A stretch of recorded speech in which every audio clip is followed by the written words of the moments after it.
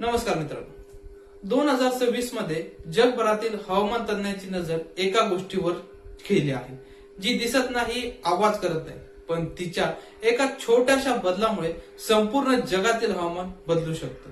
शेती, अन्नधान्याचे भाव आणि अगदी आपल्या महाराष्ट्रातील पावसाचं सुद्धा गणित बिघडू शकतं. आणि या अदृश्य शक्तीचं नाव आहे अल निनो. पण नेमकं काय आहे अल निनो? चला डिकोड करूयात.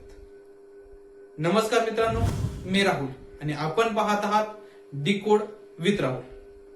मित्रांनो, दरवर्षी जून महिना आला की संपूर्ण भारताची नजर मान्सूनवर असते, विशेषतः महाराष्ट्रातील शेतकरी, कारण त्यांचं संपूर्ण वर्ष पावसावर अवलंबून असतं. पण अनेकदा हवामान खातं एक शब्द वारंवार वापरतं, अल निनो. आणि हा शब्द ऐकताच शेतकऱ्यांपासून अर्थतज्ञांपर्यंत सर्वांची चिंता वाढते. पण हा अल निनो नेमका आहे काय आणि तो एवढा महत्वाचा का आहे? आज आपण त्या मागचं विज्ञान आणि त्याच्या महाराष्ट्रातील असलेला संबंध समजून घेणार आहोत. मित्रांनो, सुरुवात होते पृथ्वीवरील सर्वात मोठ्या महासागराकडून, प्रशांत महासागर. सामान्य परिस्थितीत इथले व्यापारी वारे पूर्वेकडून पश्चिमेकडे वाहतात. हे वारे गरम पाणी इंडोनेशिया आणि ऑस्ट्रेलियाकडे वळवतात. त्यामुळे या भागात ढग तयार होतात आणि भरपूर पाऊस पडतो. पण दर 2 ते 7 वर्षांनी काहीतरी विचित्र घडतं.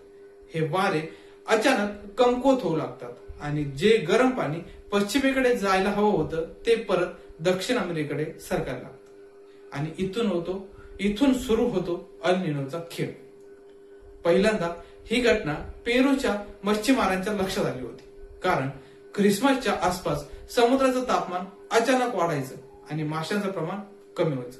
त्यामुळे त्यांनी त्याला नाव दिलं अल निनो, म्हणजेच लहान मुलगा किंवा बालयेशू. पण त्यावेळी कुणालाही कल्पना नव्हती की ही घटना संपूर्ण जगाचं हवामान बदलू शकते. धक्कादायक गोष्ट म्हणजे 1997चा अल निनो हा इतिहासातील सर्वात शक्तिशाली अल निनो मानला जातो.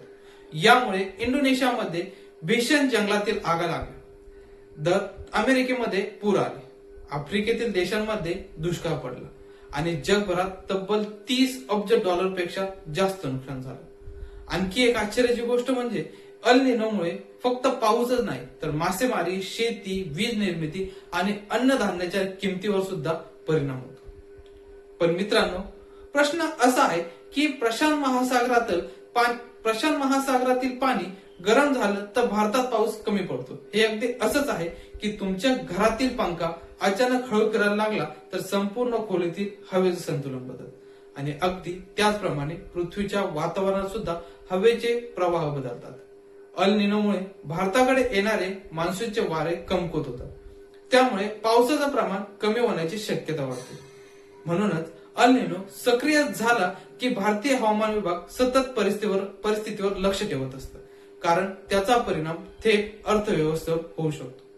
समजा एखाद्या गावातील पाण्याची टाकी भरायची जबाबदारी एका मोटरवर असते, पण त्या मोटरला कमी वीज मिळाली तर पाण्याचा पुरवठा कमी होईल. मान्सून म्हणजेच ती मोटर आहे आणि अल निनो म्हणजे विजेचा झालेला पुरवठा. म्हणून पाऊस कमी होण्याची शक्यता निर्माण होते.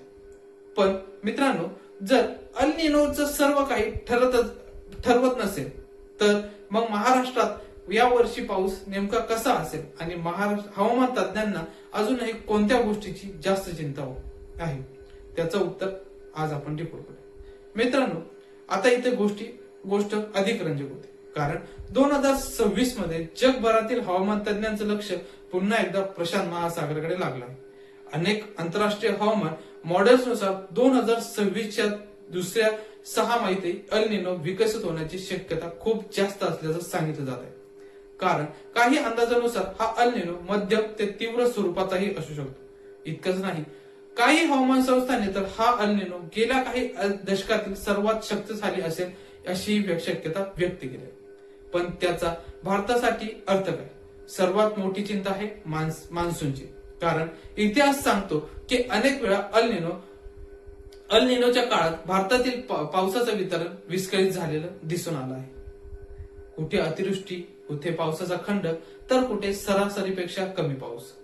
महाराष्ट्रासाठी ही परिस्थिती विशेष महत्वाची ठरते, कारण आपल्या राज्यातील लाखो शेतकऱ्यांचं भविष्य अजूनही मान्सूनवर अवलंबून आहे. पण इथे एक गोष्ट लक्षात ठेवण्यासारखी महत्वाची आहे. अल निनो म्हणजे दुष्काळ ठरवतच असं नाही, कारण भारतीय मान्सूनवर इंडियन ओशन डायपोल, अरबी समुद्राचं तापमान, बंगालच्या उपसागरातील परिस्थिती आणि स्थानिक हवामान प्रणाली यांचाही प्रभाव असतो.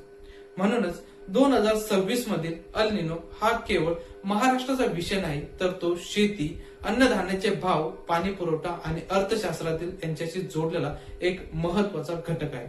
आणि म्हणूनच आज जगभरातील शास्त्रज्ञ, हवामान तज्ञ आणि सरकार या अदृश्य शक्तीवर बारकाईने नजर ठेवून आहेत.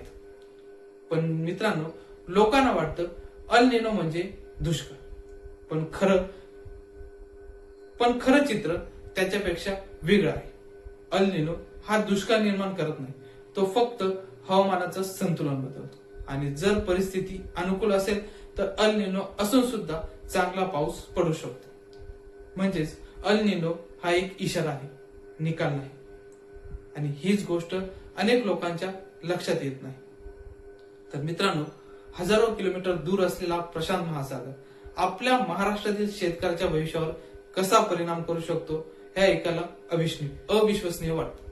पण पृथ्वीवरील प्रत्येक गोष्ट एकमेकांशी जोडलेली आहे. आणि म्हणूनच कधी कधी एखादी छोटी नैसर्गिक घटना संपूर्ण जगाचं गणित बदलून टाकू शकतं. कारण कधी कधी इतिहास फक्त भूतकाळ नसतो, तो भविष्यासाठीचा इशारा असतो. तर तुम्हाला हा व्हिडिओ आवडला असेल तर व्हिडिओला लाईक करा, शेअर करा आणि डिकोड विथ राहुलला सबस्क्राईब करायला विसरू नका. मी राहुल, भेटूयात पुढच्या व्हिडिओ.